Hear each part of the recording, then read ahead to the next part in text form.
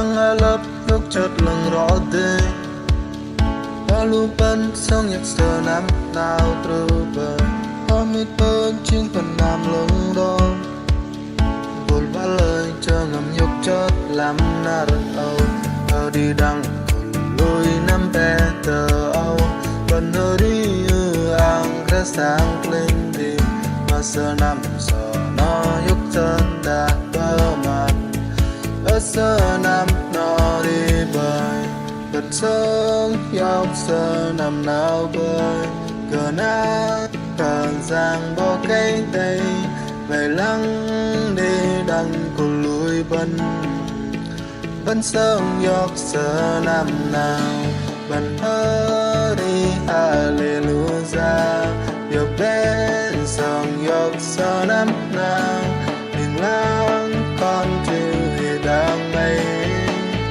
sông dọc sờ nằm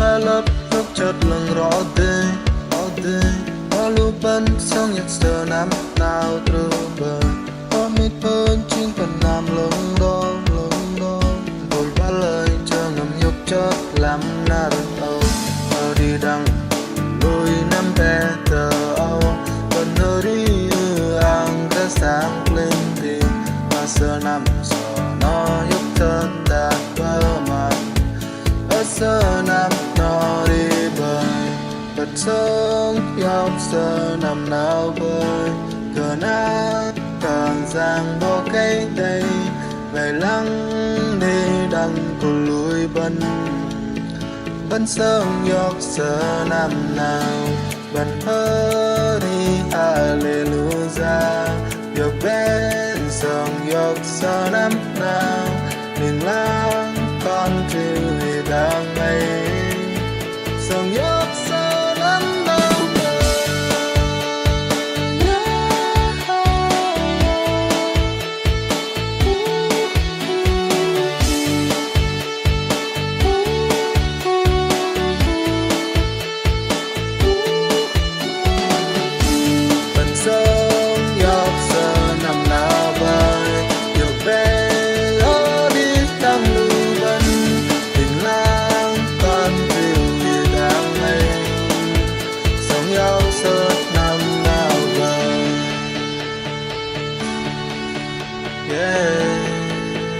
sông dọc sờ nằm nào bơi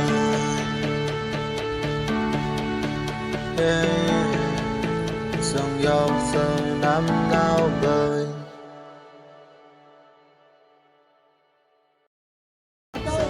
nơi cái thôn đấy cơ quay lại cái nhột chợt làm sao năm nào đâu liên lạc lên với em chặt quê nhôn làm ra cạo vào để ba e rồi tết ba là lao về tết lưng rồi giờ hút nước ao đây phân và gang hết nhôn rồi thì về tết bay nó đúng bay làm thế này nhôn nó uống nhôn rồi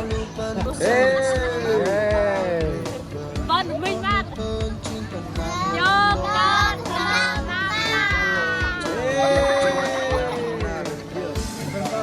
năm nào tập để làm năm nó sang cũng từ gia thì đây rong cha đây tầm nam xa đây long nham đây nó nơi cơ lúc ngày về cũng tầm nam xa nó nơi lúc này quay đi ngâm năm mới chúc mọi người nhiều sức khỏe bình an hạnh phúc. Bây giờ năm này nó con chưa? Đi gì chắc xa Này. Hello mọi người Bây giờ năm nó một năm mới năm lên nó con kia, chả kia. bắt năm nọ bên và đam mê đâu đây đam mê tiếp là sẽ năm đầu ba đi trâu nó và khăn tóc năm lê nó và có giang cha lịch nữa là leo cờ vâng vắt ca đặc cam Cái nào con kia? Hả? mà nào chặt con kia Anh đâm đậu tốt nghiệp sinh năm nào Kinh nghiệm tê con kia chặt kia Bầm kia bầm bum Bầm kia Trà bệ lòng Chật nhược Bầm yun choang Đi vậy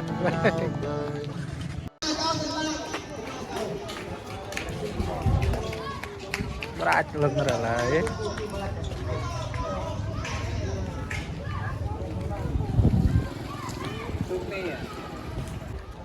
quay tại bay nó đúng bay xem thế nhớ nó uống nhớ nó rồi phân cái ahli ra phân ahli pegang ahli phân xem mà ahli thế ra nó asal nó asal nó thì apa nam nó apa namนี่มาถึงบุกเออที่กล้องมันเรียกอะไรเด้คุณชาคุณมีตรงกับฮะที่คุณชาที่คุณชาปากที่ทับเพื่อชาก็เพื่ออินเดียก็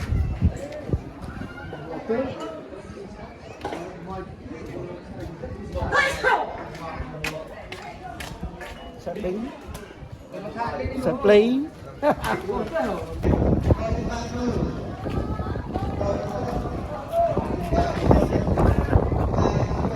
cái nữa su người ta chết xa xa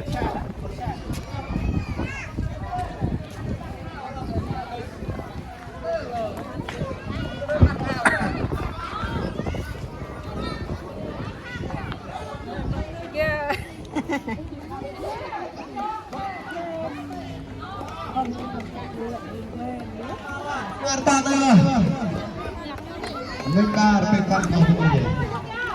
Kapan kau ini?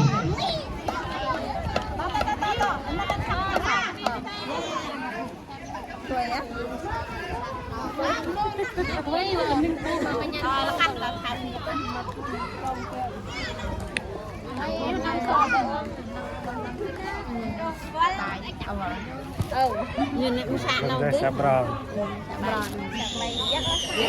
đi xa đâu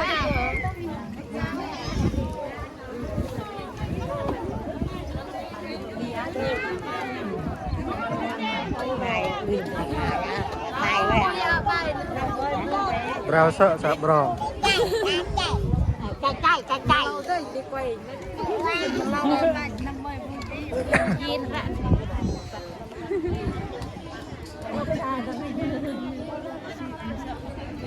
im nhưng cái quạt tiền này quạt bùm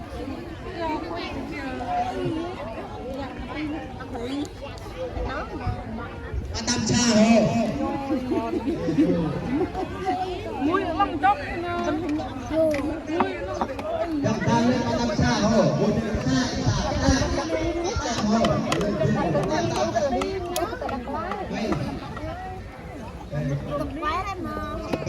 Linh mất vợ đi ôm nó Cha dia masuk kau.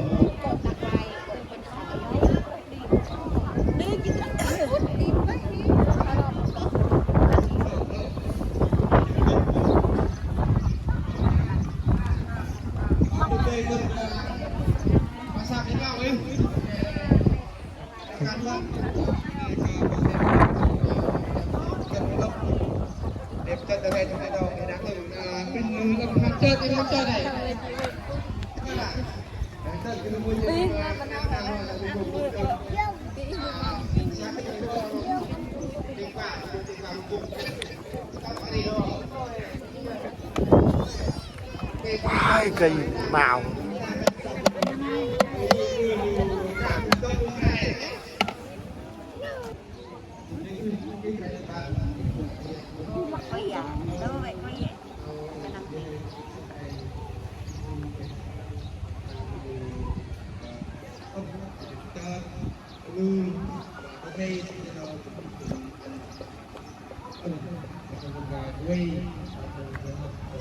Để lọ Quế bọc cạo phía bơi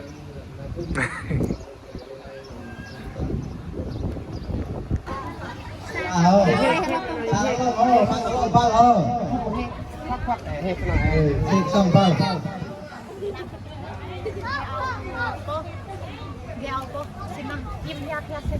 Chà bà ua bao hồ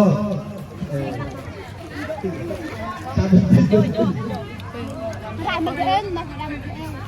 Hả? Vậy sao?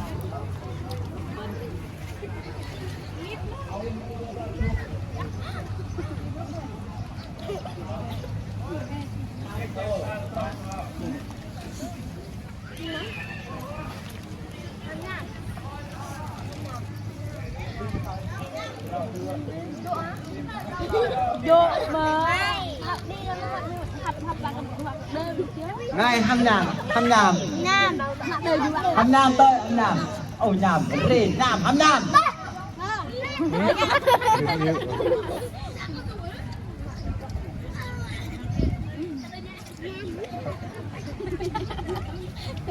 tao bên năng ngày cô quay tao cô đây vô bên cô vô đâu tao đang nào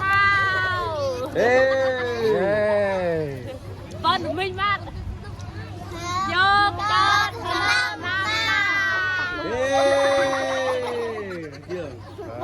nam cô nhô này chạy im lên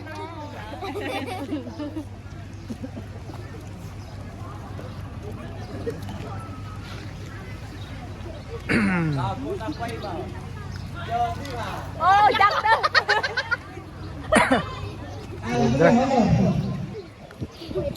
hầm nham hả xa hầm nham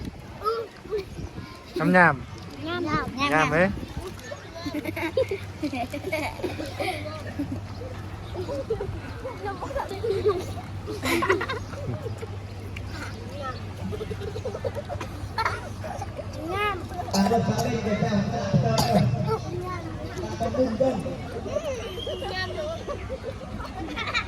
đi la tu Tông được đấy được đấy là bà gom y từng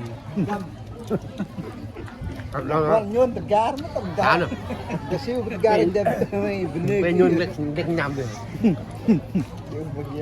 sao mà phi gì mà lôi bây giờ lấy cơm cái chấm mặt liền nhìn phải nghe nó người ta bảo chưa có cái mà đâm nó về từng Việt Nam có sao ấy vậy sao không hầm nham xa Sa. mà nam đấy nam là nhon tất cả bạn đấy Vai non la na go ning mon bo. Ta ha inang tanang ma na no. Nang ai samber nam. nhon bên năng tới lá Lau lau muối nè, lau muối. Nang kan ma bo nak mu ba.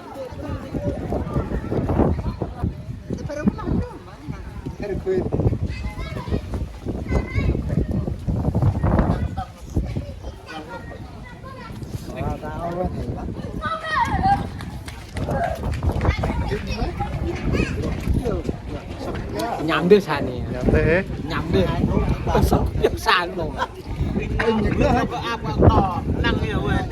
bây giờ hầm nham sắp rõ nhắm nham ấy đấy đang ăn xa để xa nó cái sơn nó xa mà nó mới cái rập về nhôn rồi nè cái hết tưng rồi cả xa nó nằm cái nhà lông nào mà sao hô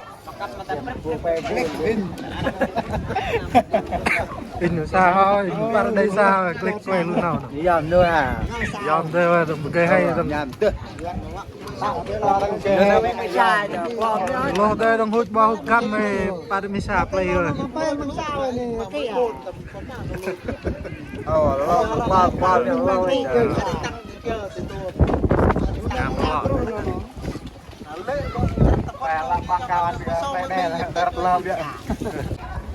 anh nhân sao như hầm nham sao nhúc nham thế bro là nhầm đấy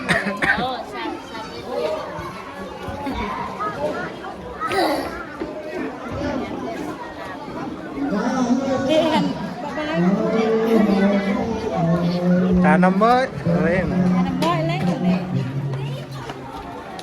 đây mà ta xả hả?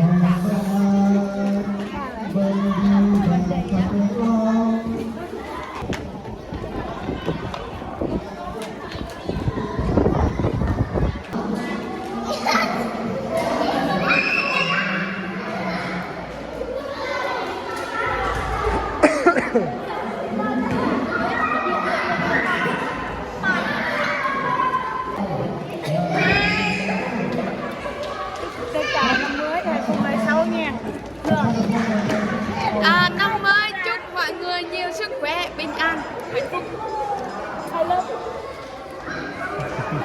Quay dậy không? Dậy mắt quay dậy luôn. Happy New Year. Happy New Year.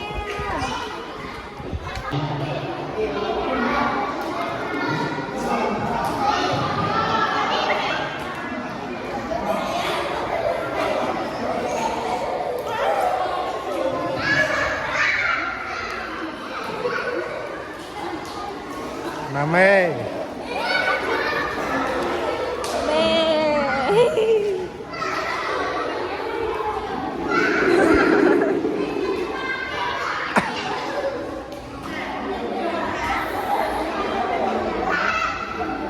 Kiếm ra hả?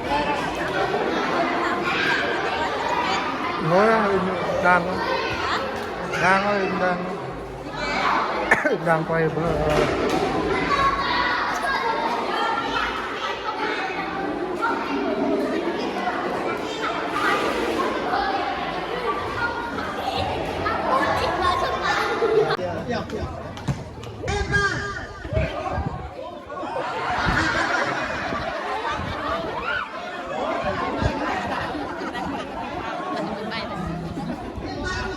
Mười vé lấy nè.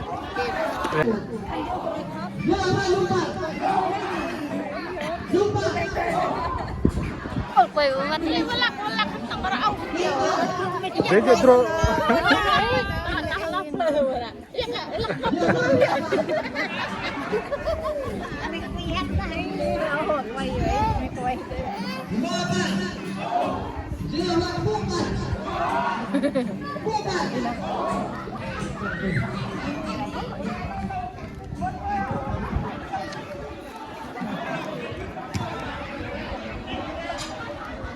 đi mà bài biết bài biết không bài này đi vô in bài này vô in bài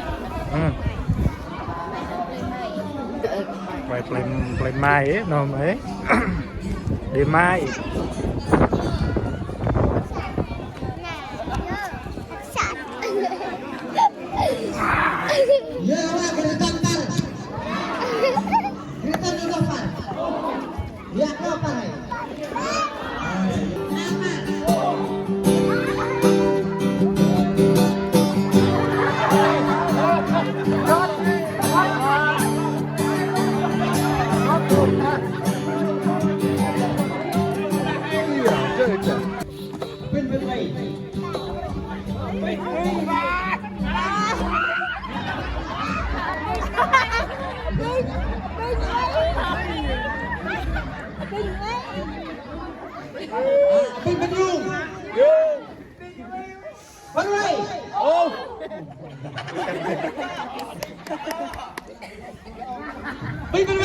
Ôi, tao đâu rồi.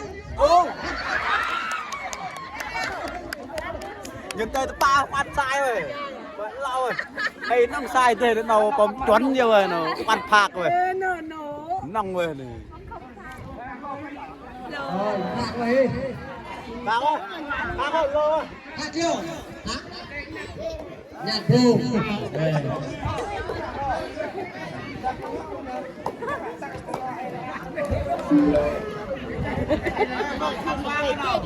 Mòn đấy. Nào nó còn gom.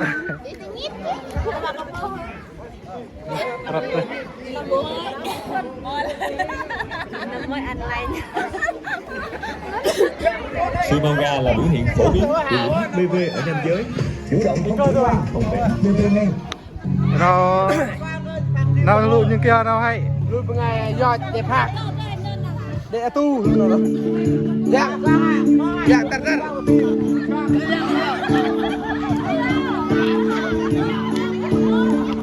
Vâng.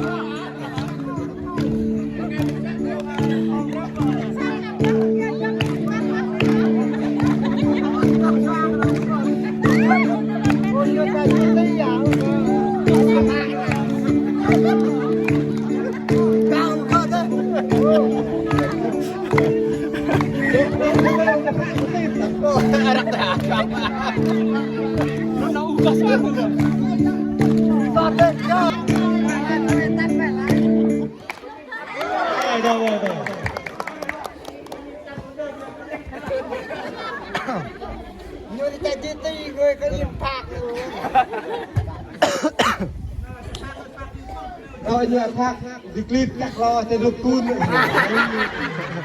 lột đấy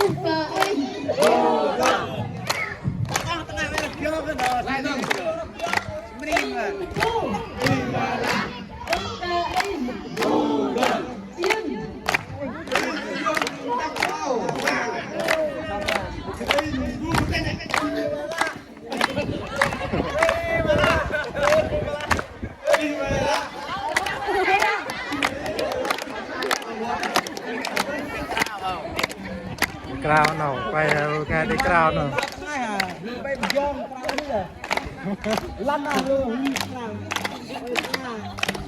nhôn hết cà phê vào từ tận nọ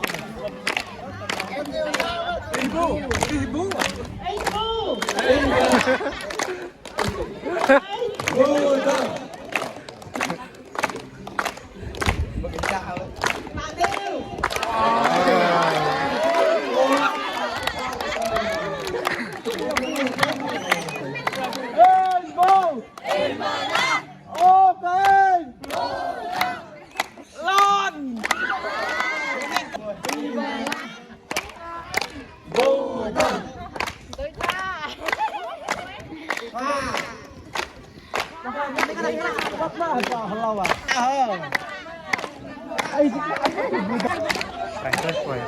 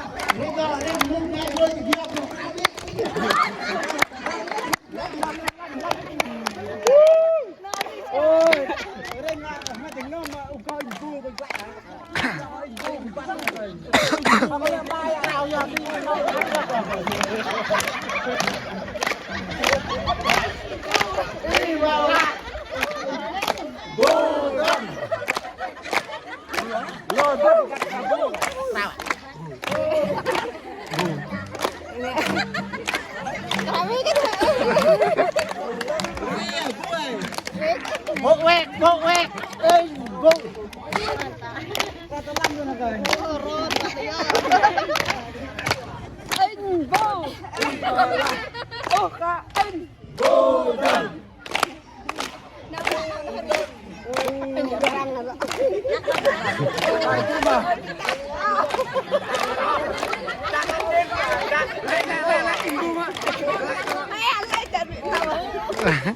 Benar.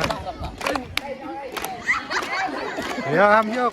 Trường tư. Yok teh. Pak lu kera aja. Bon deh ngal kau tuh lop nih kan pak ya. Nó ibu đâu. Rame tengah ya toh. Mal. Rau.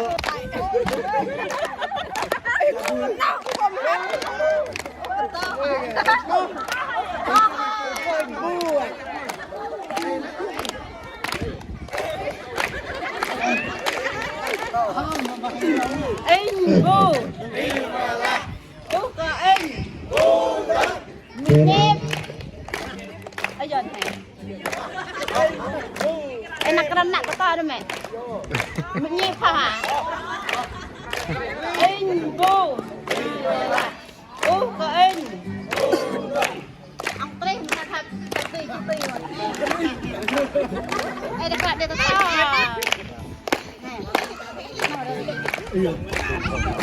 Anh vô. Ô có anh.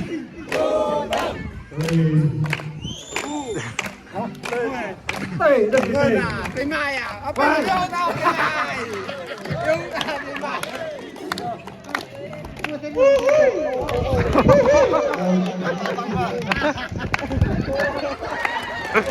Anh đâu bắt anh mà mặt cái đó bang bang mà mình làm sao bây giờ đây plan man hai man hai anh mong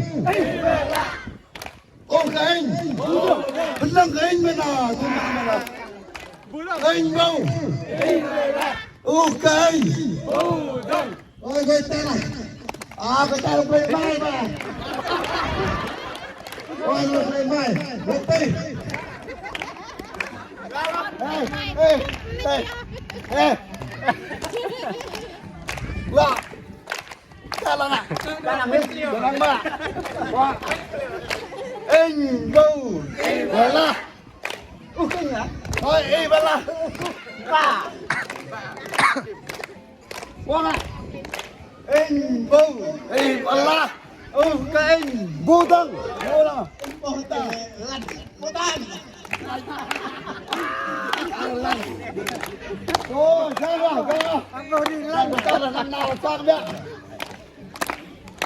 anh vô anh nào anh vô tăng Này này bác tôi thôi. Bác nó tôi thôi. ai vẫn ra mà mình ra đi lên từ đây mình rồi mình biết thế nào mình để đây mình rồi cái tên mình dọc mình ra chết anh hay là anh đã bên nhau chụp tim rồi không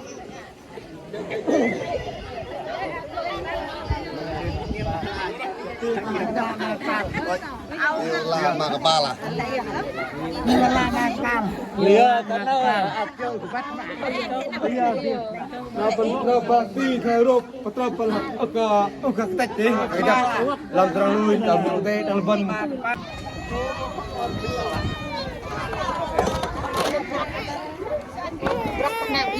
Nyan. Malik đang ngay. chào năm mới chúc mừng ngày nữa ngày nghe Năm mới nào con chưa? nha. Hả? nào Năm mới nào chắc con chưa? anh đâm đậu tốt nghiệp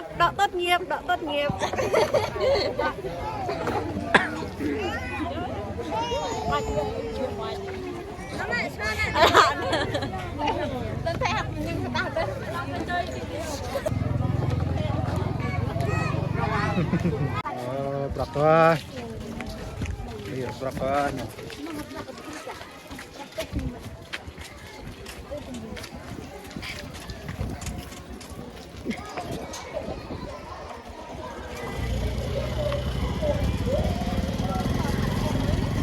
ơi.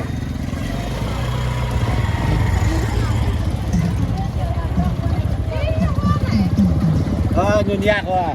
Rồi. Mẹ mà vậy ô.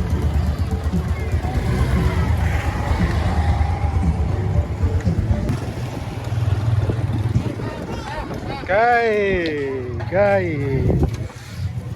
ai đầm cây này con youtuber ya năm nào ạ con kia năm nào ở đây kia bố nhau kia à lia